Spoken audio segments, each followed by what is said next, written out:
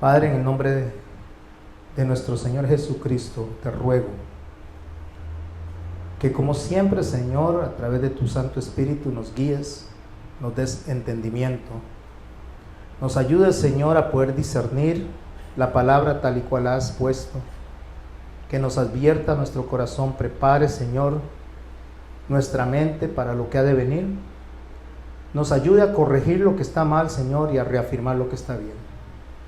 A mí, Señor, como mensajero, como predicador, te suplico, Padre Santo y bueno, que me des las palabras correctas para dirigirme a mis hermanos y a mis hermanas, y el entendimiento, Señor, para estar siempre en sintonía con tu voluntad y con el mensaje que tienes para nosotros.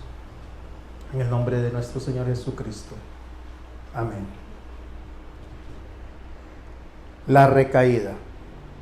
Inicio con el verso que les mencioné de 2 de Pedro 2, en el 21, dice así: porque mejor les hubiera sido no haber conocido el camino de la justicia, que después de haberlo conocido, volverse atrás del santo mandamiento que les fue dado. Pero les ha acontecido lo del verdadero proverbio: el perro vuelve a su vómito y la puerca lavada a revolcarse en el cieno. Vamos a hablar bastante alrededor de este tema. Vamos a aprender qué es una recaída realmente. Yo creo que los que en alguna oportunidad hemos estado enfermos y nos hemos sentido mejor, o hemos sentido que los medicamentos nos han hecho bien, de un momento a otro, cuando nos vuelven los síntomas de la enfermedad y nos vuelca de nuevo, incluso a veces cuando nos vuelcan lo hace con más fuerza que la primera vez. Pero hay dos palabras que hoy vamos a tener que aprender que son diferentes la una de la otra. Una es recaída y la otra es recidiva. Son dos palabras que son términos de la salud y los vamos a aplicar a nuestra vida espiritual. Cuando Pedro dice, o Pedro escribe, mejor les hubiera sido no haber conocido, nos ubica en nuestra mente a gente que es creyente y a gente que ya conoce la voluntad de Dios, que conoce la palabra de Dios. Porque esa es la advertencia. Cuando dice que mejor les hubiera sido no haber conocido, no significa que está mal el conocer. Significa que el castigo por conocer y desechar es peor. Básicamente es un tipo de apostasía. Solo que lo que voy a mencionar ahora no es apostasía, sino la recaída de un creyente, que eso se puede dar en el día a día. Y lo peor de todo es que dice que ya conocía el santo mandamiento que fue dado y se volvieron atrás del santo mandamiento. Pero lo habla en singular. No está hablando mandamientos, sino mandamiento. Por supuesto que Pedro tiene en mente a la hora de escribir el primer mandamiento: amar a Dios por sobre todas las cosas, porque de ahí penden todos los demás mandamientos. Por lo tanto, fallar a ese mandamiento es fallar a todo lo demás. Spurgeon dijo en una de sus prédicas: la oveja puede caer en el lodo, pero solo el cerdo se revuelca en él. Esto es en referencia a que usted y yo, como hijos de Dios, podemos equivocarnos, podemos tropezar, podemos pecar, podemos en algún momento explotar, podemos en algún momento que nuestro ánimo se decaiga. O sea, podemos caer en muchas áreas de la fe. Eso le puede pasar a cualquiera y creo que nos pasa a todos los cristianos a diario. Nos equivocamos, fallamos y después nos sentimos mal para con Dios porque fallamos al primer mandamiento. Le fallamos al Señor. Pero mis hermanas y mis hermanos, una cosa es caer y otra cosa es quedarse en el lodo revolcándose. Cuando Spurgeon dice eso, nos advierte a nosotros que el verdadero cristiano se levanta, se lava y se presenta delante de Dios a través del arrepentimiento. Mientras el que se complace y se sigue revolcando, cometiendo la misma falta y repetidamente vuelve a caer en esa en ese pecado, eso ya es revolcarse en el lodo, y eso no es de ovejas, eso es de cerdos. Así lo dice él. De hecho, es a lo que se refiere el proverbio. Es a lo que se refiere lo que Pedro está mencionando en su epístola. Que la puerca regresa a revolcarse en el lodo. O sea, que la puerca no deja de ser puerca. Y si nosotros venimos y pecamos voluntariamente, no nos importa, no hay nada que nos contriste, y más bien lo repetimos y nos complacemos con las personas con que pecamos, entonces, según el texto y según la observación de Spurgeon, nosotros no somos creyentes. Y se nos compara en la Biblia con un cerdo, o se compara con un perro que vuelve al vómito, o la puerca a revolcarse en el cielo. En Hebreos 10, en el capítulo 10, verso 26, leemos el siguiente texto. Porque si pecaremos voluntariamente, subraye voluntariamente, porque ahí es donde está la acción de volver al barro, de volver al lodo, o de volver al vómito. Es algo que ya hay conocimiento que a Dios no le agrada y se vuelve a la misma conducta. Si pecaremos voluntariamente después de haber recibido el conocimiento de la verdad, ya no queda más sacrificio por los pecados, sino una horrenda expectación de juicio y hervor de fuego que ha de devorar a los adversarios. Lo que el texto dice, cuando dice no hay más sacrificio por los pecados, es que ya el sacrificio fue dado en la cruz. Y no va a estar Jesucristo viniendo a la cruz a morir cada vez que nosotros pecamos. Porque el pecado nos porque el sacrificio de Cristo nos redime a nosotros de todo pecado, los que hicimos, los que hacemos y los que haremos. Pero cuando hay cinismo, cuando hay intención, el cinismo, la intención, el contumaz es el que peca y no le importan las consecuencias del pecado. Cuando eso está en nuestro corazón, entonces dice ya no hay más sacrificio.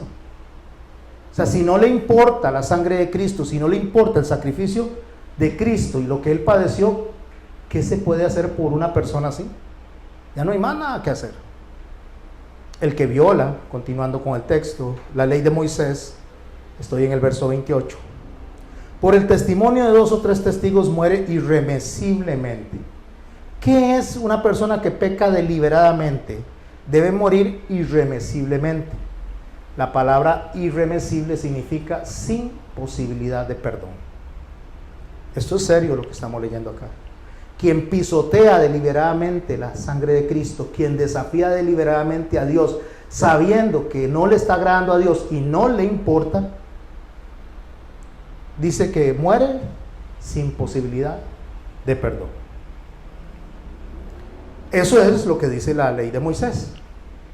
Eso es lo que aplicaba delante de los testigos cuando alguien era acusado de una conducta repetitiva en contra de Dios. Por eso en el verso 29 nos hace una comparación. ¿Cuánto mayor castigo pensáis que merecerá el que pisoteare al Hijo de Dios y tuviere por inmunda la sangre del pacto, en la cual fue sacrificado, e hiciere afrenta al Espíritu de la gracia? Si me están acompañando en el texto, lo que el Señor está diciendo a través del Espíritu Santo es: una persona que pisotea la sangre de mi Hijo no merece más perdón, porque está dando por menosprecio un sacrificio cósmico, irrepetible, eterno. Santiago en el capítulo 4, ahorita vamos a regresar a Hebreos 10 para terminar con el último versículo, pero Santiago en el capítulo 4 nos hace una advertencia.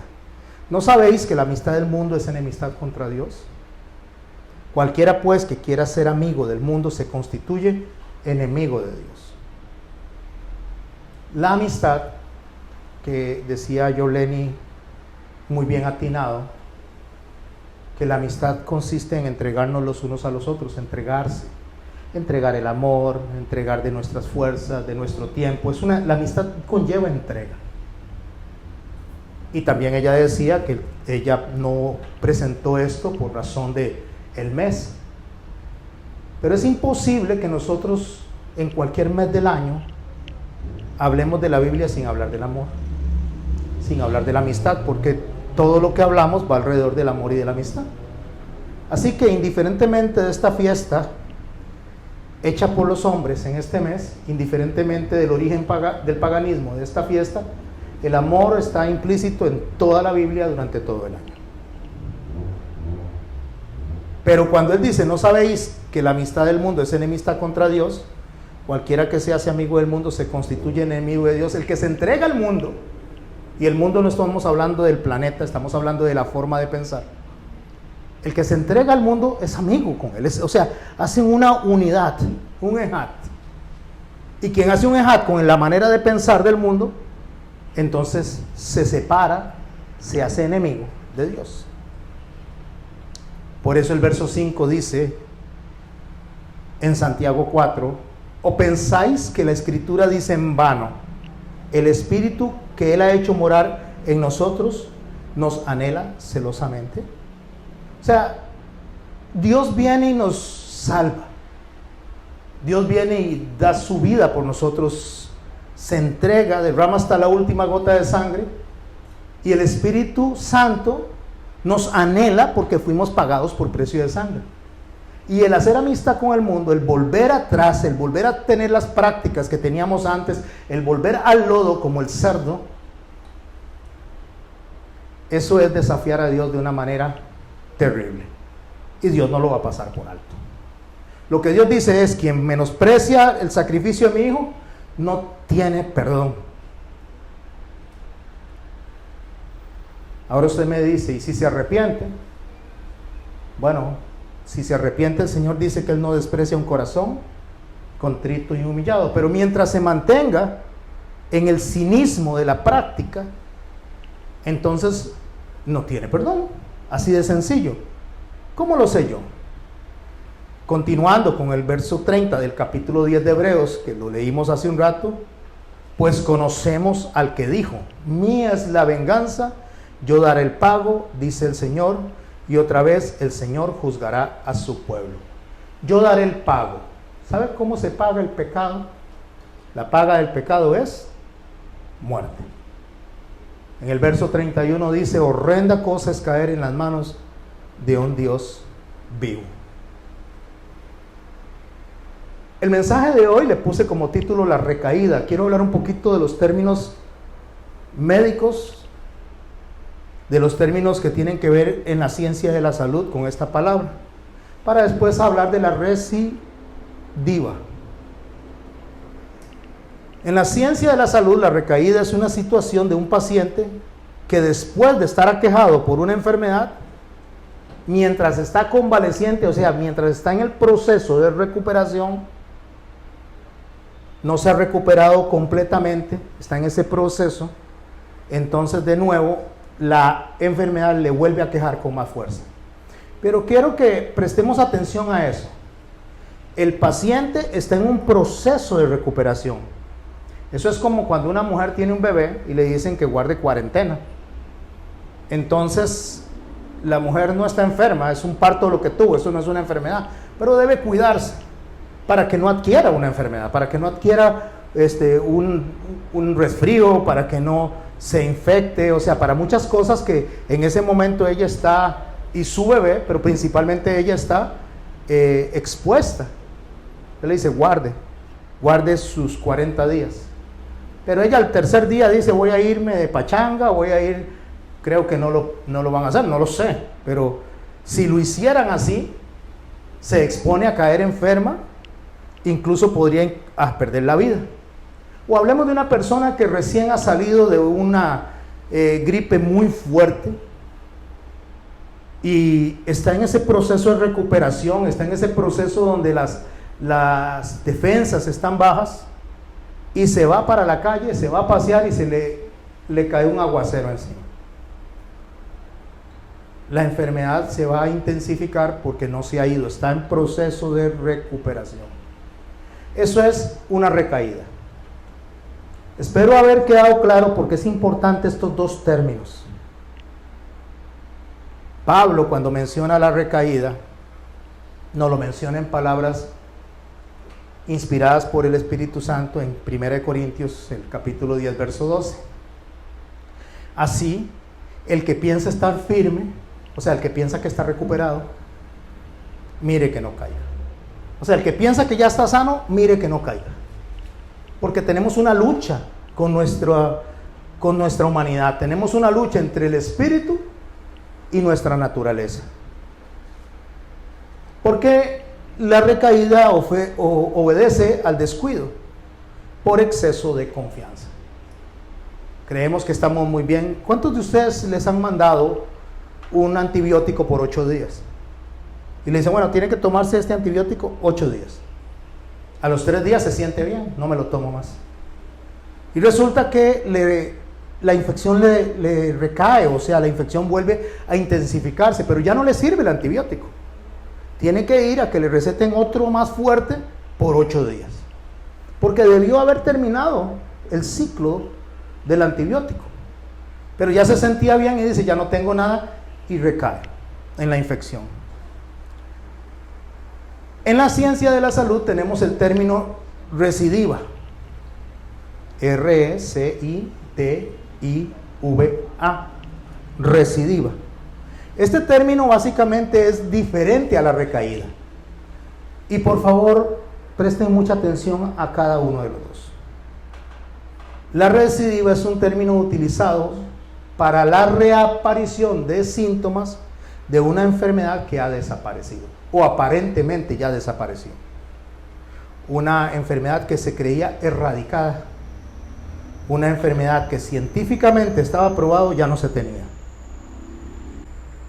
Esa es la diferencia. La recidiva básicamente es la referencia clara al que camina en el Evangelio y cree que no tiene ya la influencia del pecado que antes le aquejaba. Es una persona que cree que porque ya está en Cristo no puede caer. Diferente a lo que Pablo dijo, el que cree estar firme, mire que no caiga. Esa es una persona que está consciente de su naturaleza, está consciente de su debilidad y está siempre diligentemente vigilando de que el enemigo no lo enrede y termine cayendo en las garras o en las maquinaciones de Satanás. Mientras que el otro es aquel que dice, no, ya no tengo eso. No, ya yo soy salvo, ya yo soy rescatado por el Señor, no tengo eso.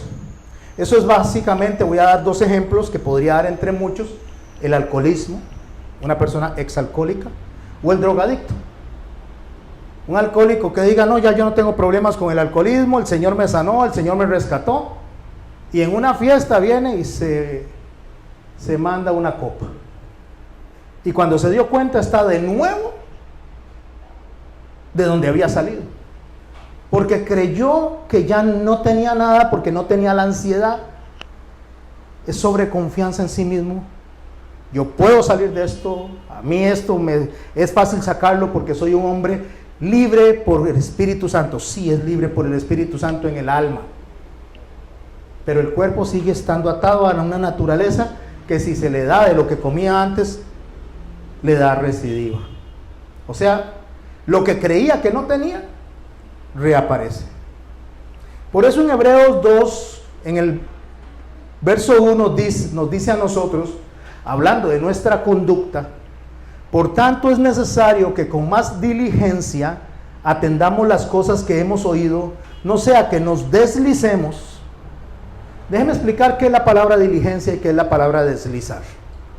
La palabra diligencia consiste, cuando se toma desde la etimología, en caminar en un río o un lago donde hay muchas piedras filosas, muchas llenas de musgo, y cuando usted va caminando descalzo, usted tiene que caminar despacio, poniendo el pie con mucho cuidado para no resbalarse. Porque si usted se resbala en ese momento y se cae, entonces una de las piedras lo puede cortar. De ahí nace la palabra diligencia.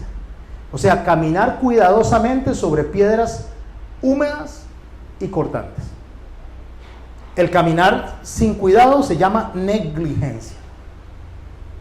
De ahí nacen las palabras, de ahí nacen esas 2 palabras, y eso nos ayuda a nosotros a entender lo que el verso está diciendo. Es necesario con más diligencia que atendamos las cosas que hemos oído, no sea que nos deslicemos. O sea, cuidado cómo caminan en el mundo. Una vez que el Señor los rescata, no vaya a ser que por sobreconfianza, autoconfianza, terminen heridos. Porque si la palabra dicha por medio de los ángeles fue firme, y toda transgresión a la desobediencia recibió justa retribución, pregunta en el verso 3, ¿cómo escaparemos nosotros si descuidamos una salvación tan grande? ¿Qué está diciendo con descuidamos una salvación? ¿Que se pierde? No, que por negligencia nosotros quedemos expuestos a Satanás, cuando Satanás ya no tiene poder en nosotros, pero nosotros cedamos lo que Dios nos ha dado. ¿Por qué? Por negligencia. Bueno, en cuanto a la recaída, que es el tema de hoy, la verdadera naturaleza del creyente es una lucha diaria. Eso se llama santificación. Es una lucha constante para estarnos apartando de este mundo, como piensa este mundo. No es que no vivamos en el mundo, es que no vivamos en el pensamiento del mundo. O sea, en la forma en que las personas de este mundo resuelven. Ellos resuelven de una manera, nosotros tenemos otra manera de resolver. Nosotros tenemos que resolver según el pensamiento de Cristo, la mente de Cristo. Un verdadero creyente que sabe que ha sido redimido, sacado del estado en que estaba en condenación, va a tener cuidado de los pasos que da en el mundo, con las personas que no conocen al Señor. No es que se va a salir del mundo, no es que no le va a hablar a la gente, no es que no va a volver a trabajar, pero va a tener mucho cuidado de cómo habla, a lo que le presta oído, las personas con que comparte. Eso es caminar con diligencia. Como digo, no es que la salvación se pierda. Significa cuidar lo que tenemos que hacer delante de los hombres para que Dios no sea blasfemado. Para que no digan qué clase cristiano es. Mira cómo habla, qué vulgar habla. Mira dónde se mete. No me importa, ya yo soy libre, me voy a meter a las cantinas y voy a predicar ahí, y no sabe que se está exponiendo y está poniendo en peligro algo que el enemigo conoce. Es un gran estratega, un gran guerrero, tiene 6,000 años de experiencia con el hombre y en cualquier momento le mete la zancadilla, porque el hombre se expone. Voy a leer en Proverbios 26, a partir del verso 1, solo que aquí lo voy a leer en Dios habla hoy, para que quede bien claro cuando una persona tiene una recaída y la razón por la cual está la recaída. Recordemos lo que acabo de decir, es una persona que sabe que el Señor la salvó, sabe que tiene que caminar con cuidado, pero se descuida. Verso 1, capítulo 26 de Proverbios. No le va bien la nieve al verano, ni la lluvia a la cosecha. O sea, no puede haber nieve en verano. Se deshace. No puede estar eso en conjunto ahí. Ni la lluvia, les dice, a la cosecha. Una vez que ya el fruto está para dar, la lluvia lo que hace es quemar el fruto. La lluvia cae mientras el fruto está en proceso de maduración, en proceso de crecimiento. Pero una vez que el fruto está listo para la cosecha, la lluvia le hace mal. Lo saben los agricultores perfectamente. Por eso cuando el agricultor ve que empieza a llover cerca de la cosecha, se siente preocupado, porque se quema la fruta. Ni los honores al necio. De la misma manera, estarle diciendo al necio, qué bien que haces, qué bien lo que estás haciendo, eso va muy mal. ¿Sabe que las madres, y lastimosamente tengo que utilizar el ejemplo, las madres tienen la conducta de aplaudir al hijo, aun cuando está haciendo cosas incorrectas? Dichosamente no todas. ¿Por qué? Porque hay una permisividad. Hay una permisividad donde le dije al hijo, qué bien, ahí sale adelante, no importa que haya sacado un 0, mañana saca un 100. No le enseñan al hijo a apuntar a la excelencia, sino a conformarse con la negligencia.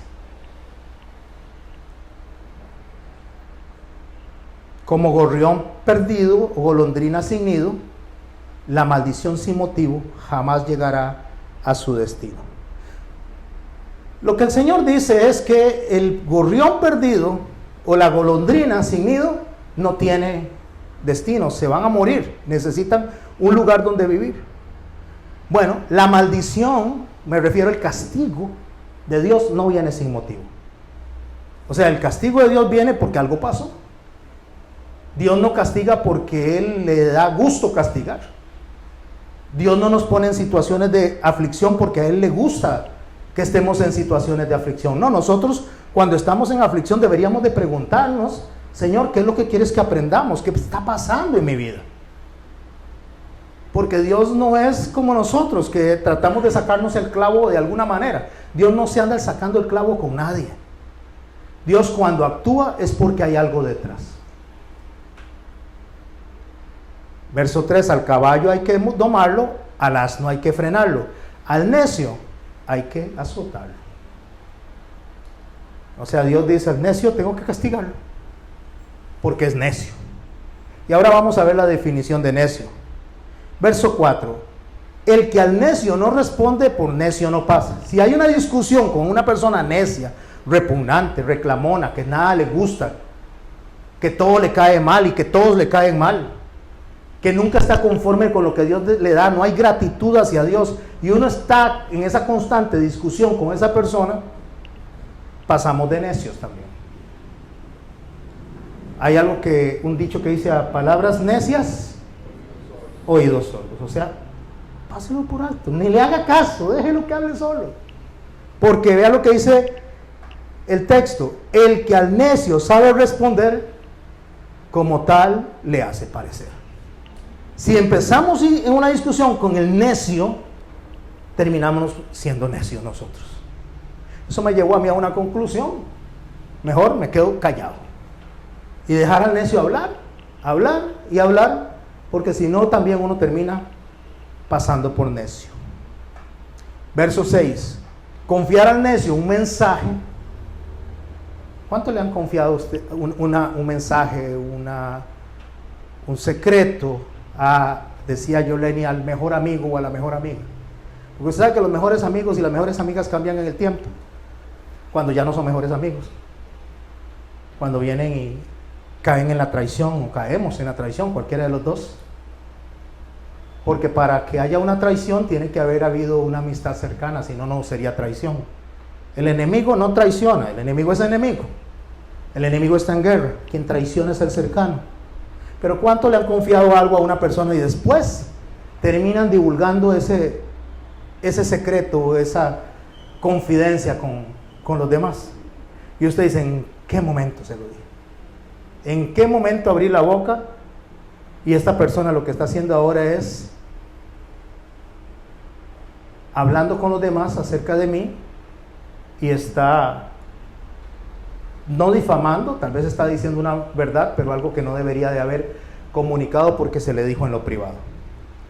Porque si usted tiene una persona que le confía algo y cuando ya esa persona no le habla, no lo hable. Honre el momento en que se lo confiaron, porque ese momento era de amistad, y si después esa persona se va y yo me saco el clavo contando lo que esa persona dijo, entonces no estoy honrando ese momento. Vuelvo al texto. Confiar al necio un mensaje es cortarse los pies y buscarse problemas. Qué bien lo habla la Biblia, ¿verdad? Verso 7. No va lejos el cojo con sus piernas, no va lejos el cojo con sus piernas, ni el proverbio dicho a un necio. O sea, de nada le sirve hablarle la palabra a un necio, porque por aquí le entra y por aquí le sale.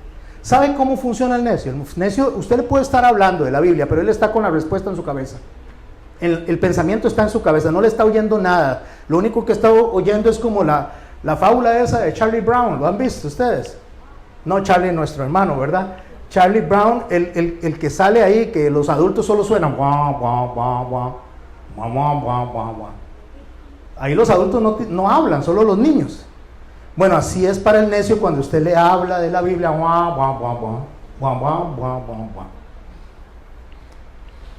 Verso 9.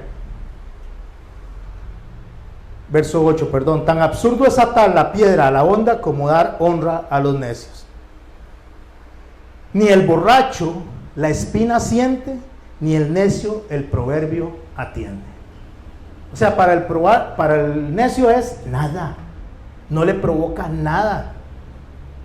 Por eso el verso 10 dice, arquero que apunta a todo lo que pasa, es quien da al necio trabajo en su casa. O sea, usted no puede venir y tratar a todas las personas de la misma manera. No se puede. Nuestra hermana Yoleni hablaba algo. Hablamos aquí nosotros y nos entendemos, hablamos el mismo idioma. Pero hay personas que no entienden nuestro idioma. Se terminan ofendiendo por lo que decimos. Ahora, ¿quién es un necio? ¿Y qué tiene que ver con la recaída? ¿Y qué tiene que ver con lo que estamos hablando acerca del tema de hoy? Un necio, mis hermanos y mis hermanas, es el que sabiendo hacer lo correcto, no lo hace. Eso es un necio. Ya conoce lo que tiene que hacer. Sabe lo que Dios quiere, pero no lo hace. ¿Cómo lo explica el texto? En el verso 11, el proverbio que venimos leyendo, que lo menciona Pedro, cuando nos fuimos al principio con segunda de Pedro, perdón, a ver. Segunda de Pedro 2:21. Dice el proverbio, el perro vuelve a su vómito, el perro vuelve a su vómito y el necio a su necedad. Recuerde, la definición de necio es el que sabe hacer lo correcto, no lo hace. O sea, el perro se vomita, ¿y qué hace el perro? Se come el vómito.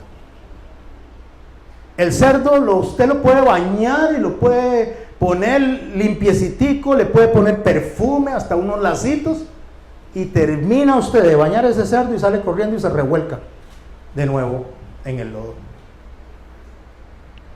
Como dijo Spurgeon, la oveja puede caer en el lodo, pero a la oveja no le gusta el lodo.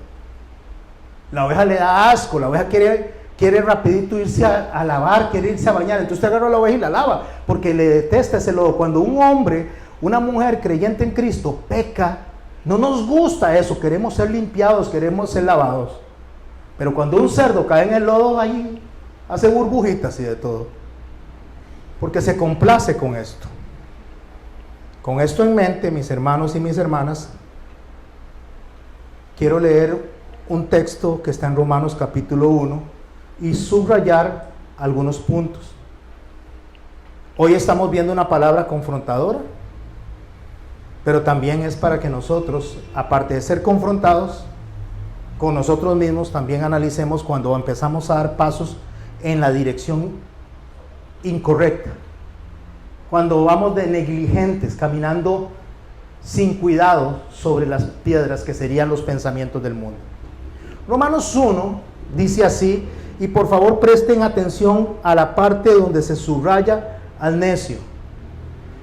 Romanos 1, verso 18, porque la ira de Dios se revela desde el cielo contra toda impiedad y justicia. O sea, el Señor va a hacer un castigo al que practica la impiedad y la injusticia.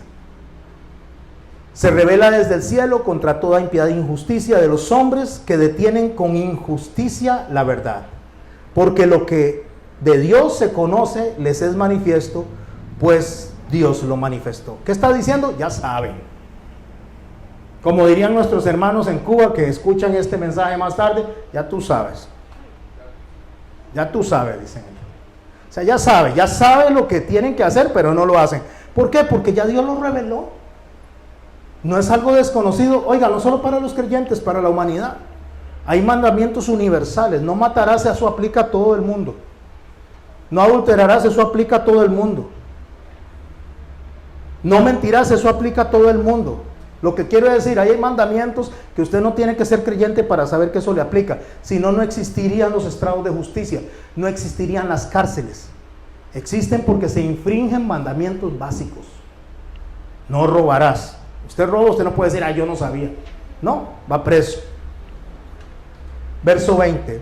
Porque las cosas invisibles de Él, su eterno poder y deidad, se hacen claramente visibles. Y claramente no es la canción de moda. Se hacen claramente visibles, mis hermanos. Se hacen claramente visibles desde la creación del mundo, siendo entendidas por medio de las cosas hechas, de modo que no tienen excusa. Si yo les hago una pregunta a ustedes, la cual no me tienen que responder, pero sí pensar para sí mismos. Si yo les hago una pregunta a ustedes, piensen en el pecado que practicaron durante este día o ayer. Cuando digo el pecado, una infracción a la voluntad de Dios, sea cual sea pequeñito, sea grande, sea mediano. Cuando lo hicieron, se dieron cuenta que estaban en ese momento infringiendo la voluntad de Dios. ¿Cómo se sintieron? Espero que mal, porque al quien el Espíritu Santo le ministra, le hace sentir mal y la oveja quiere salir de ese fango. Pero si hubo un pecado y me revuelco en el pecado y no quiero salir de él, sino que me siento complacido, entonces según la enseñanza de Spurgeon, somos cerdos, no creyentes. O sea, somos aquellas personas que creíamos que el Señor nos había salvado y no somos salvos. Esa es la diferencia entre el uno y el otro. La diferencia entre el salvo y el no salvo es que uno se contrista con el pecado y el otro no le vale. Al otro no le importa, lo que hace.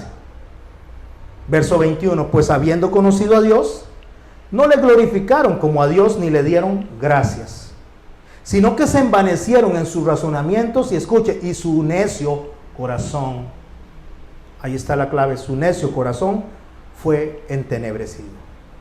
Profesando ser sabios se hicieron necios. Son esas personas que andan predicándole a todo el mundo, o podríamos ser nosotros predicándole a todo el mundo, esto no se hace, esto ofende a Dios, y después el corazón entenebrecido hace que empezamos a repetir la conducta que antes acusábamos. Lo que decíamos que era malo, ahora decimos que es bueno. Lo que rechazábamos, ahora lo aceptamos. Lo que nos asombraba y decíamos, wow, es que esta persona está contra Dios, ahora lo abrazamos. Esa es la recaída, eso es ser necio. Estas personas decían ser sabios, dice el texto, o sea, decían conocer a Dios, pero se hicieron como necios. Necios significa no que dejaron de conocer, sino que ahora no les importa lo que Dios quiere. Verso 23, y cambiaron la gloria de Dios incorruptible en semejanza de imagen de hombre corruptible, de aves, de cuadrúpedos y de reptiles, por lo cual también Dios los entregó.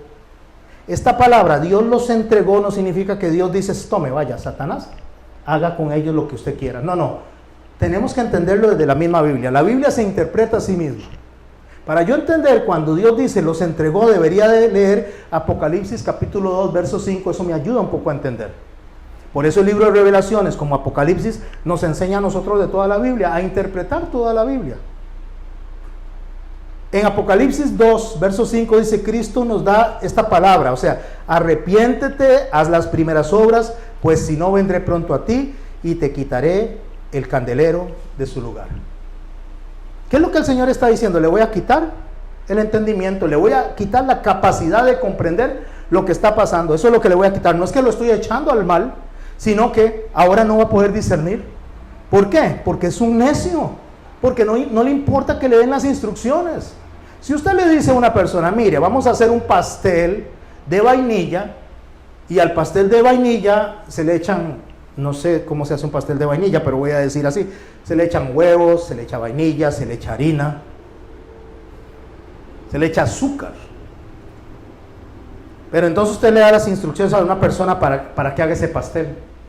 Entonces va y compra huevos, compra harina, compra la vainilla y le echa sal, bastante sal. Se viene y le dice, eso no se hace así, ya le dije cómo se hace. Bote eso, tome la plata, vuelva a comprar y traiga los ingredientes. La segunda vez viene, le echa vainilla, le echa harina, le echa huevos y le vuelve a echar sal. ¿Qué haría usted? ¿Le vuelve a dar dinero para que haga un pastel? Bueno, eso es lo que Dios está diciendo, no, ya no les voy a dar otra vez. Si cada vez que les doy el entendimiento, si cada vez que les digo por dónde deben de caminar, pisotean la sangre de mi hijo, lo dan por menosprecio, no les doy el candelero, se lo voy a quitar. Eso significa los entregó, por lo cual también Dios los entregó a la inmundicia en las concupiscencias de sus corazones. O sea, en esos deseos exagerados de echarle sal a un pastel dulce. Tanto quieren echarle sal al pastel dulce que ahora, bueno, sígale echando sal al pastel dulce. ¿Cómo hace el pastel así? ¿Ustedes quieren vivir así? Vivan así. ¿Sabe a quién le pasó eso? A los hebreos en el desierto. Querían comer carne. ¿Sabe qué le dio el Señor? A carne le dio hasta que se le saliera por la nariz y por las orejas. ¿Quieren carne? Coman carne entonces. Yo les di maná, con esto es suficiente. Pero ¿quieren carne? Coman carne. ¿Quieren ídolos? Vayan 70 años en cautiverio. ¿Quieren ídolos? Tomen ídolos. ¿Por qué? Porque esto es una clara referencia a lo que por dentro hay, lo que nosotros queremos por dentro. Y el Señor dice, usted no quiere a mi hijo, usted no quiere a mi iglesia, usted no quiere mis mandamientos, usted quiere lo que le complazca, pues tome lo que usted le complace. Pero ¿sabe a dónde lo va a llevar? A ningún final, como al necio. Es como que se anduviera sin nido. O sea, son personas sin destino, sin norte. De modo que deshonraron para sí sus propios cuerpos, ya que cambiaron la verdad de Dios por la mentira. ¿Qué sucede cuando nos apartamos de Dios? El pecado va creciendo y creciendo, se va incrementando, se aparta, cambia la verdad de Dios y termina haciendo cosas increíblemente aberrantes. Honrando y dando culto a las criaturas antes que el Creador.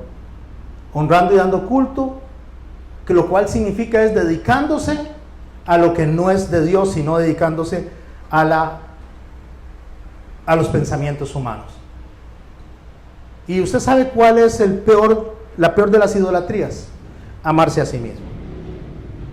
Amarse a sí mismo, porque eso es egolatría, eso es hedonismo, eso es egocentrismo, eso es narcisismo, eso es quererme yo, no quiero a Dios ni quiero a nadie más, solo me quiero a mí. Entonces Dios dice en el verso 26, por esto Dios los entregó a pasiones vergonzosas. ¿Qué termina siendo una persona que camina negligentemente? ¿Qué termina siendo un necio que no atiende la voz de Dios y el llamado de Dios? Tiene una recaída. Pero la recaída es peor que la enfermedad. Pues aún sus mujeres, dice, cambiaron el uso natural, que es contra naturaleza. Y de igual modo también los hombres, dejando el uso natural de la mujer, se encendieron en su lascivia los unos contra los otros, cometiendo hechos vergonzosos hombres con hombres y recibiendo en sí mismos la retribución debida a su extravío. Y como ellos no aprobaron tener en cuenta a Dios, subraye eso, no aprobaron tener en cuenta a Dios, Dios los entregó a una mente reprobada para hacer cosas que no convienen. Les quitó el entendimiento, les quitó la capacidad de discernir. Entonces llega un momento en que la mente se cauteriza tanto que lo que está haciendo lo ve normal. Ya es parte de ese pensamiento del mundo. Ya no le asombra, ya no le aterroriza, ya no le asusta. Antes tal vez venía y veía una película con tal vez las personas de poca ropa y apague eso, quítelo porque están los chiquitos y eso no podemos verlo, eso no honra a Dios. Pero se cauteriza la mente tanto que ya no le importa ver pornografía delante de la familia, no le importa drogarse, no le importa nada, porque ya la mente se cauterizó. Estando atestados de toda injusticia, verso 29, fornicación, perversidad, avaricia, maldad, llenos de envidia, homicidios, contiendas, engaños y malignidades, murmuradores, detractores, aborrecedores de Dios, injuriosos, soberbios, altivos, inventores de males, desobedientes a los padres, verso 31, necios, desleales, sin afecto natural, implacables, sin misericordia, quienes habiendo entendido el juicio de Dios, ¿cuál es la paga del pecado? Muerte. ¿Cuántos entienden que ese es el juicio de Dios? La paga del pecado es muerte. ¿Lo entendemos? Quienes habiendo entendido el juicio de Dios, que los que practican tales cosas son dignos de muerte, no solo las hacen, sino que se complacen con los que la practican. ¿A qué llega una persona en una recaída cuando por negligencia no se limpia, no se lava, no es oveja, termina complaciéndose con las personas que deshonran a Dios. Ya los grupos que le traen palabra no le gustan. Ya los grupos que hablan de la palabra de Dios, que le traen al Espíritu Santo, no les gusta. Les gustan las conversaciones del mundo, les gustan las conversaciones de bares, les gustan las conversaciones que tengan que ver con su propia concupiscencia, con lo que desea llenar. Me estoy explicando, mis hermanos y mis hermanas. Se cauteriza la mente, entonces ya no es tan malo. Y aquello que era bueno, ya no lo quiero en mi vida. Porque se complacen con los que tales cosas practican. Una persona que cae en ese punto no es oveja, es un cerdo revolcándose en el lodo. Es lo que dijo Spurgeon.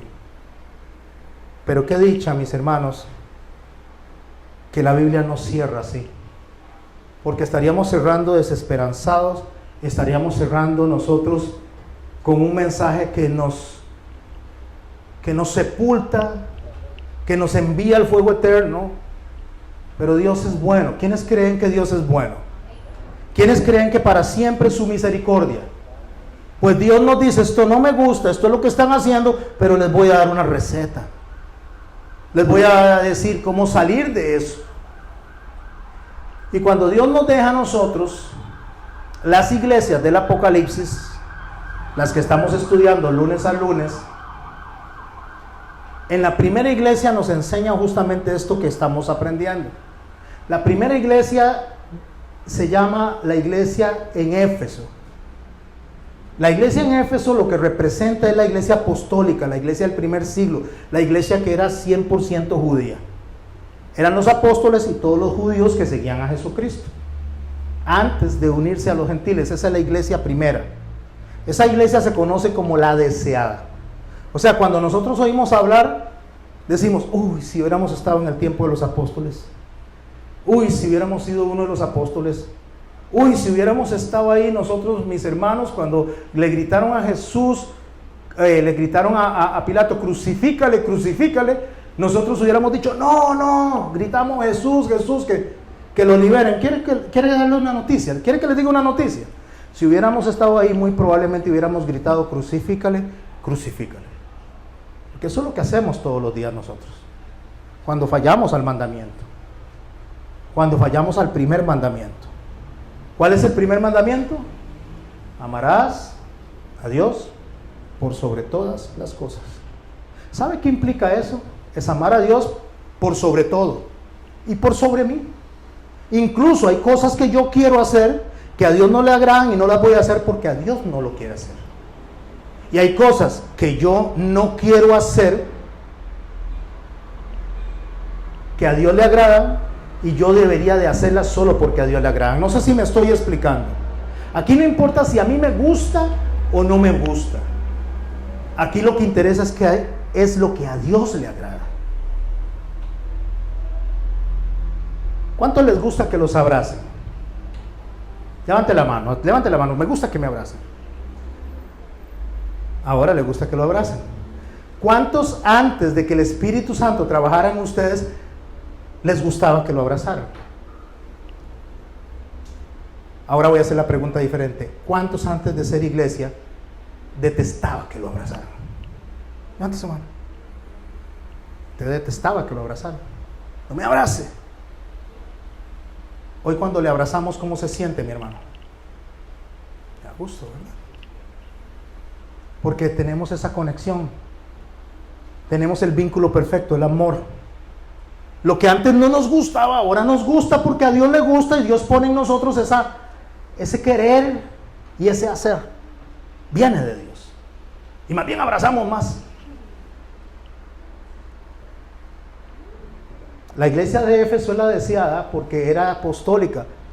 Pero escuchen lo que le pasó a la iglesia de Éfeso. Escribe el Señor en Apocalipsis capítulo 2. Escríbele al ángel de la iglesia en Éfeso, el que tiene las 7 estrellas a su diestra y que anda en medio de los 7 candeleros de oro, dice esto. 2 palabras importantes, el que tiene y anda. Está hablando de poder. está hablando de dominio, está hablando de soberanía, está hablando de capacidad. O sea, el Todopoderoso dice esto: yo conozco tus obras. ¿Cuáles son las obras? Lo que hace en el día a día, cómo actúa en el día a día. No solo estamos hablando de que viene a la iglesia, sino todo lo que hace la iglesia como tal. Yo conozco tus obras, tu arduo trabajo y paciencia, que no puedes soportar a los malos. O sea, no me gusta la maldad, eso lo conozco. Y has probado a los que dicen ser apóstoles. También discierne a los mentirosos, a los que andan predicando en nombre de Cristo y no lo son. Y los has hallado mentirosos y has sufrido y has tenido paciencia. Y has trabajado arduamente por amor en mi nombre y no has desmayado. Hasta ahí vamos bien. Yo conozco que ustedes se congregan, yo conozco que ustedes oran, yo conozco que ustedes se discipulan, yo conozco que ustedes interceden por los hermanos, yo conozco que ustedes son generosos cuando alguien tiene una necesidad, pero tengo algo contra ti. Tengo algo contra ti. Que has dejado tu primer amor. ¿Cuál es el problema de la iglesia en Éfeso? Dejó el primer amor. Pero tenemos que interpretar esto correctamente. ¿Qué es dejar el primer amor? ¿Es que Dios me deja a mí? No, la palabra de Dios dice que nada me separará del amor de Él. Es que yo no aprecié, no valoré su amor y su sacrificio y me aparto. Sí, yo sé que hacen cosas buenas. Yo sé que son generosos, yo sé que se abrazan. Eso hacían antes. Pero ya no lo están haciendo. Recuerda, por tanto, donde has caído y arrepiéntete. O sea, regrese. Regrese cuando usted disfrutaba de los abrazos. Regrese cuando usted disfrutaba de los cantos. Regrese cuando usted disfrutaba de la palabra. Regrese. Haz las primeras obras, pues si no, vendré pronto a ti y te quitaré el candelero de su lugar si no te hubieres arrepentido. O sea, va a llegar el momento en que la mente se va a cauterizar y que ya no solo va a ser una recaída, sino que va a ser una enfermedad permanente, con mucha dificultad de regresar. Pero tienes esto, que aborreces las obras de los nicolaitas, las cuales yo también aborrezco. Después hablaré de eso el lunes. Lo que interesa ahora es este verso 7. El que tiene oído, oiga lo que el Espíritu dice a las iglesias. Repito, el que tiene oído, oiga lo que el Espíritu dice a las iglesias. ¿Quiénes tienen oídos acá? Me están oyendo, ¿verdad? ¿No les parece tonto, humanamente, que yo les diga, el que tiene oídos, óigame? Pues lo estoy oyendo, ya está usando un micrófono. ¿Cómo no lo voy a oír? Aquí está hablando delante de nosotros. Es que ese no es lo que significa en el texto como fue escrito. Aquí la palabra es hiperacusia. El que tiene oídos, eso significa el que está entendiendo, póngalo en práctica. Eso es lo que está diciendo. El que tiene oído, que oiga, está diciendo, ¿entendió? ¿Escucharon? Póngalo en práctica. Cuando la palabra de Dios dice Shema Yisrael Adonai Eloheinu Adonai Echad, esta palabra Shema es esto: el que tiene oídos, que oiga. Escucha, Israel. El que tiene oídos, que oiga. Nosotros no tenemos ese verbo. Ese verbo solo existe en hebreo. Por eso no les es fácil explicarlo y por eso se traduce así. La Shema es, ¿escuchó, güey, lo que dije? ¿Lo entendió? Póngalo en práctica. Eso es toda la Shema. Oí, entendí, póngalo en práctica. Al que venciere, o sea, al que hace eso, escucha, entiende y lo pone en práctica, le daré de comer del árbol de la vida, el cual está en medio del paraíso de Dios.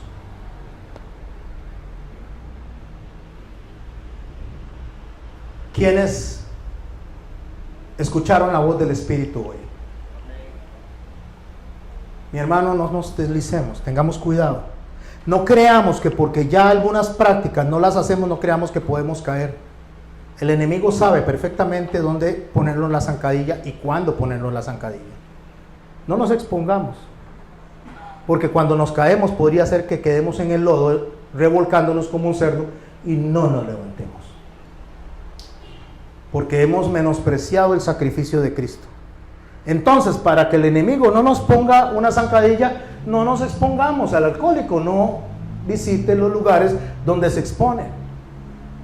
A la persona que le gustaba la pornografía, quite los canales, quite todo lo que lo pueda exponer. Al que le gustaba la droga, no se junte con drogadictos, porque le pueden ofrecer algo. Al mentiroso, no se reúna con mentirosos y mienta sobre mentira.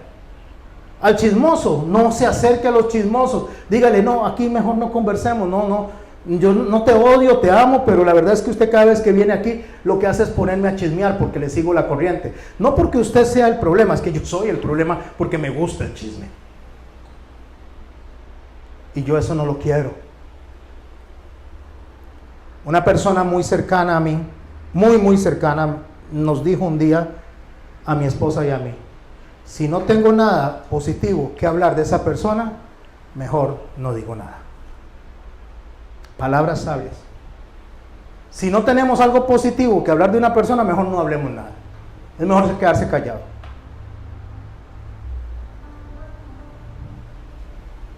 Oremos, mis hermanos y mis hermanas. Padre bueno, en el nombre de Jesús, te damos gracias, Señor, por esta noche, por la enseñanza, Señor, por lo que has traído a nuestros corazones, Señor, de bendición. Ayúdanos, Señor, a oír, a comprender y a hacer, Señor. Ayúdanos a estar atentos, Señor, a tus advertencias.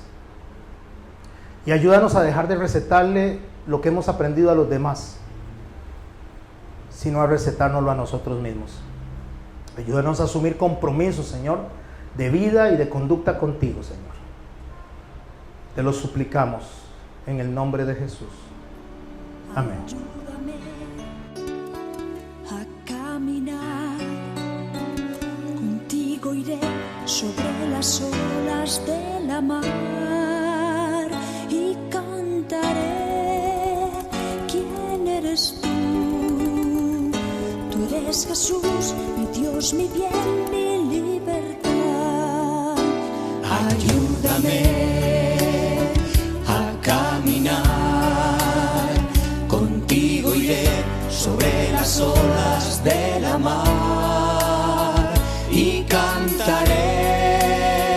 ¿Quién eres tú?